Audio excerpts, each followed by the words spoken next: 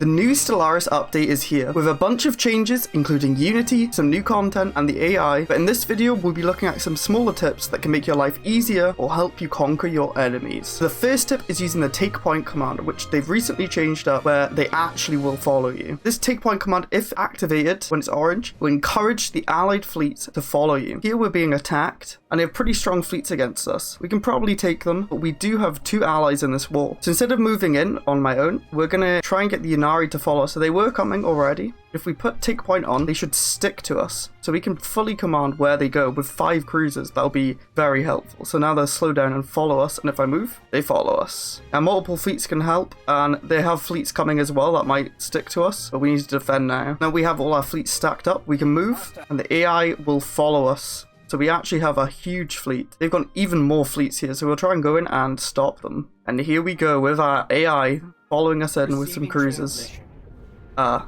Well, they're meant to. Yeah, now here they come. So I guess they can stop taking point if they really don't want to go in, but you can at least guide them to where you want to go. And this may work better if they think you can win. It looks like you have to actually go in range for them to start following again. So we might have gone too fast for them and that's why they left. Let's try again. But we're stacked up with the take point and we are all going to go in this time. So just make sure they are still following occasionally. And we easily won that.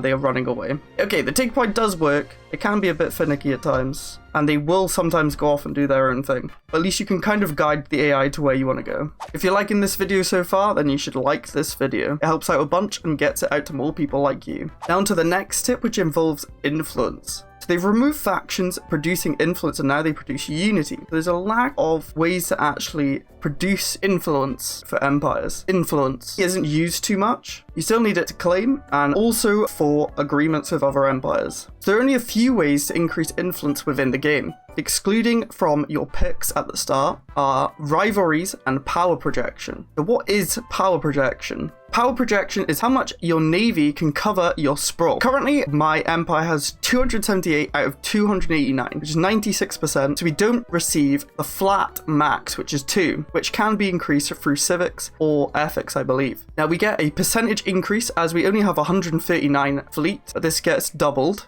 So at this stage in the game, this tip probably won't be as useful. So at the start of the game, you can make empty ships, like so, disable auto-generate, and remove the FTL drive, and call it empty. You won't have to do this with destroyers, but to prove the point that it works with all ships, we will make an empty destroyer. Now I'll change all my fleets into empty classes. So now every ship is empty, there's no fleet power. But would you look at that? We're still getting the power projection, albeit it's changed a bit because that sprawl's increased, but for much, much cheaper, and the upkeep is lower. So early game, if you're not planning to war, but you need influence, say you're a habitat origin, or you're a megacorp, and you don't want to build a fleet because you want to be kind of friendly, you don't want to waste the alloys or money on it, you can just empty your fleets. Or just build these ships straight up, and they're much cheaper, as you can see, 126. And we've built a few more, just empty destroyers, and now we have 100% coverage and we get a maximum of 2 influence. Next up, Sprawl has had a massive change. You probably know all about it, but does it matter? In my opinion, it doesn't matter too much if you expand, as long as you make full use of the planets and systems. If you do this, this negates the negatives that they even give, as they're not too strong. As you can see here, we have 293 empire size, and our attack cost is increased by 19% and 38%. I didn't play as this empire. This is simulated just so I can give examples quickly,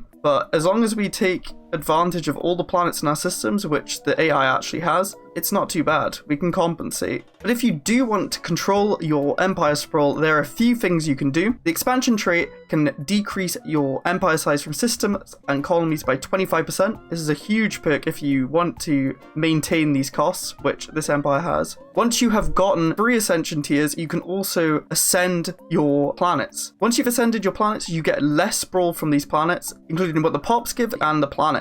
If you have a mega eco planet, I would recommend ascending those planets. There's also traits you can pick like Docile, which reduces empire size from pops, which is quite huge. Or you can even be pacifist if you really want to. Dictatorial also reduces your empire size by 10%. The Civic Beacon of Liberty reduces it by 15%. OTA updates for machine intelligences also decrease empire size from pops. Divided Attention for hive minds decreases the empire size from planets. And Subsumed Will decreases empire size from pops. If I missed anything, let me know in the comments. For Ascension perks, there's also Imperial Prerogative, which decreases empire size from planets by 50%. Next tip is to use your edicts. This is similar to, well, forever since edicts have been involved. They're very strong, but now they cost unity, and we have an edict fund instead. There are energy upkeeps usually with the strong ones like alloys and capacity subsidies, but overall they can really help. If you don't go above your edict fund, you don't use any of your unity that you're producing here, but if you go above, it will dip into the unity that you produce. If I turn capacity subsidies on, we'll dip into our unity, which will decrease it to all the way to -22. So you can go over it if it's a little bit, but if it's loads and you don't have loads of unity production, don't do it. Also, remember to keep checking them. I played a game and it kept disabling them for no reason. What my theory was is every time I used all my unity, because I was slightly over my unity cap, it disabled all of them. So when I did a perk, it used all my unity and then it saw I had no unity and it disabled all my edicts. Next up is the sectors. We have not